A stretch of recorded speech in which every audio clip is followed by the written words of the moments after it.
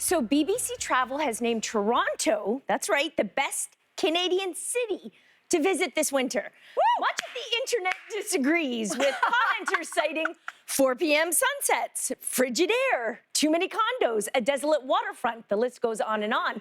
As of Showtime here on The Social, Drake has yet to respond, probably because he's in LA for the winter.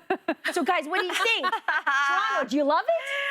Listen, For winter. I'm going to tell any Grinch that wants to pipe up and be like, oh, Toronto sucks. You know what? We are very lucky to live in this city. Many Canadian cities are beautiful in the winter. And no, Toronto in the winter is not the same as Toronto in the summer. True.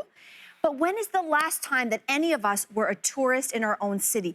There are so many gems here that we are just like those people who are like, man, I don't like where I am. I bet you there's Parisians who are like, oh, I don't like Paris. Oh, I bet you there are people in I have a hard London time believing people in Paris hate Paris. I really feel like until we have explored every, you know when you have guests over from out of town and then you play tourists, which I love doing, by the way, because I love doing my research. Oh, it's when I discover places I've never heard of before in the city, and there are many of them. So I feel like before we're able to like meh about our own city, the life outside of your immediate home and an immediate office, guess what? The city has a lot more to offer outside of that. So get out. That's all I'm saying. Get out and explore. People What's funny about like leaving Toronto is like now I can connect with the rest of the country and be like, Toronto sucks. You know?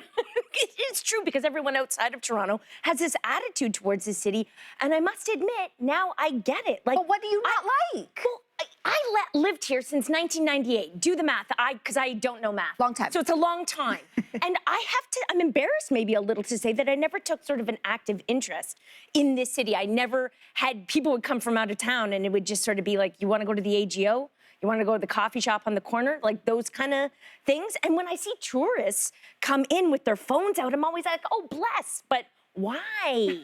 Because they're seeing more of the city maybe than the rest of us I have. get it. Like when I travel, I get that bug. Like when you go visit a place, you probably are more invested in the city that you go to than you are your own place. Yeah.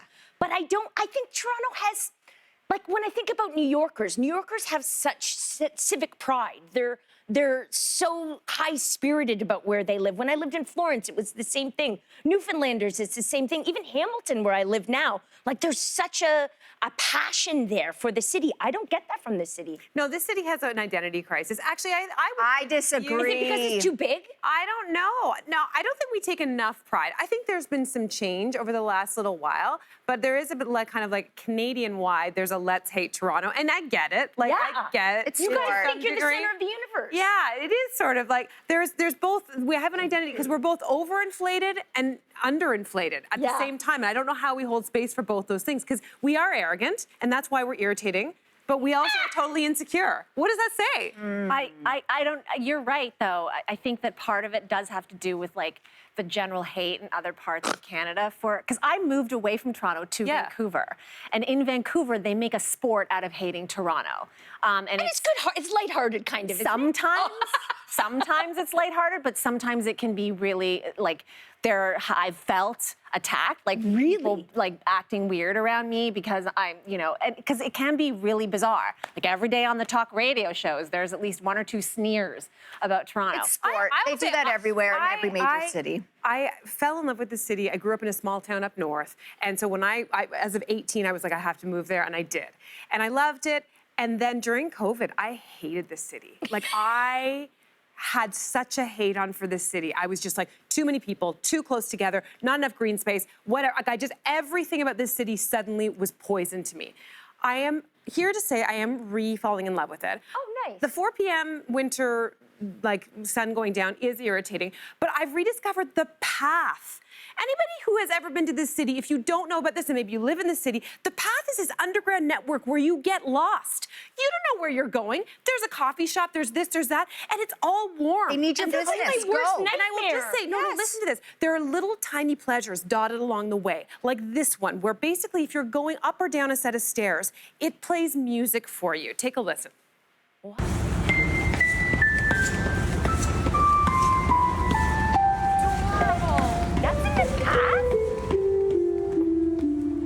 Come on. Hidden treasures everywhere. stair, people. That is adorable. That is That's adorable. I will say I did go up and down that stair a few times, and I only noticed that I was doing it after like the 5th time, because we're kind of in our heads. But anyway, there are things to discover. Is I also there think like that, like- familiarity breeds contempt a little bit, guys? Like anywhere you are for a long time, you're going to slowly start to get tired of it. I also feel like think every that the place in the people who world- are complaining are a certain segment of people who complain. Like, I mean, I don't need to describe them. I think you know who I'm talking about.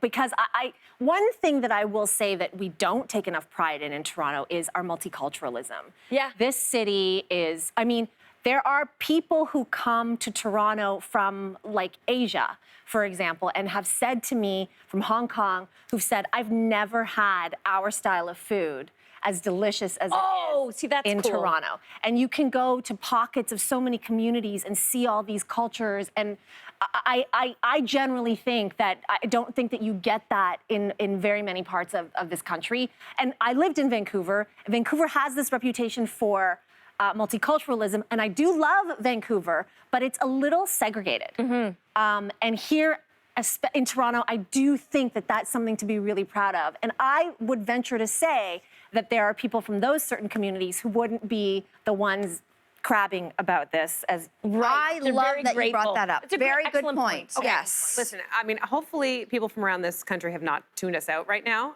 because we love all parts of this country.